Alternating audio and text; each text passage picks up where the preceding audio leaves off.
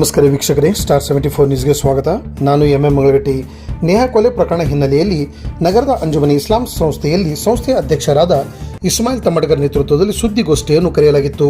ಸುದ್ದಿಗೋಷ್ಠಿಯಲ್ಲಿ ಮಾತನಾಡಿದ ಇಸ್ಮಾಯಿಲ್ ತಮ್ಮಡ್ಗರ್ ಅವರು, ನಾಳೆ ಸೋಮವಾರ 22ರಂದು ಬೆಳಗ್ಗೆ 10 ಗಂಟೆಗೆ ಸಂಸ್ಥೆ ಆವರಣದಿಂದ ಜಿಲ್ಲಾಧಿಕಾರಿ ಕಚೇರಿಯವರೆಗೆ ಮೌನ ಮೆರವಣಿಗೆ ಮೂಲಕ ತೆರಳಿ ಜಿಲ್ಲಾಧಿಕಾರಿಗಳ ಮುಖಾಂತರ ಮುಖ್ಯಮಂತ್ರಿಗಳಿಗೆ ಮನವಿ ಸಲ್ಲಿಸಲಾಗುವುದು ಹಾಗೂ ಬೆಳಗ್ಗೆ 10 ಗಂಟೆಯಿಂದ ಮಧ್ಯಾಹ್ನ 3 ಗಂಟೆಯವರೆಗೆ ಸಮಾಜದ ಅಂಗಡಿ ಮುಂಗಟ್ಟುಗಳು ಹಾಗೂ ವದಾಲಯಗಳು ಸ್ವಪ್ರೇರಣೆಯಿಂದ ಬಂದ್ ಮಾಡಲಾಗುವುದು ಎಂದರು.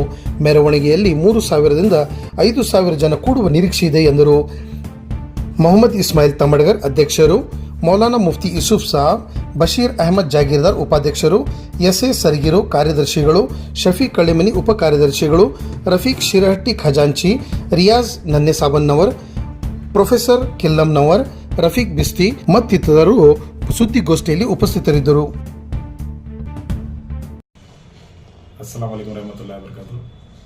ಎಲ್ಲರಿಗೆ ನಮಸ್ಕಾರ.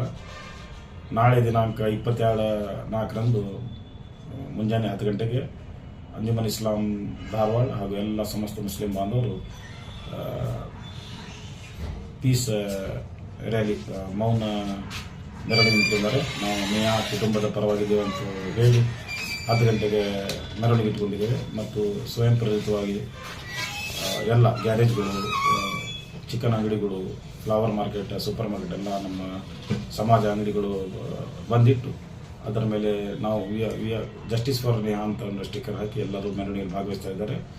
ತಾವು ಎಲ್ಲರೂ ಬಂದು ಸಹಕರಿಸಬೇಕಂತ ಎಲ್ಲರಿಗೆ ವಿನಂತಿ.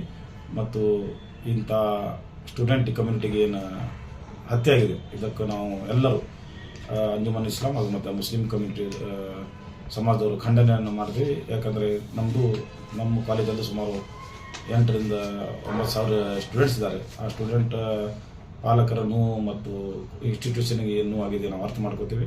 ಅದರಿಂದ ನಾವು ನಾಳೆ ಬೆಳಿಗ್ಗೆ 10 ಗಂಟೆಗೆ ರ್ಯಾಲಿ ಇಟ್ಕೊಂಡಿದ್ದೀವಿ. ತಮಗೆಲ್ಲರಿಗೆ ಸಹಕರಿಸಬೇಕಂತ ವಿನಂತಿ.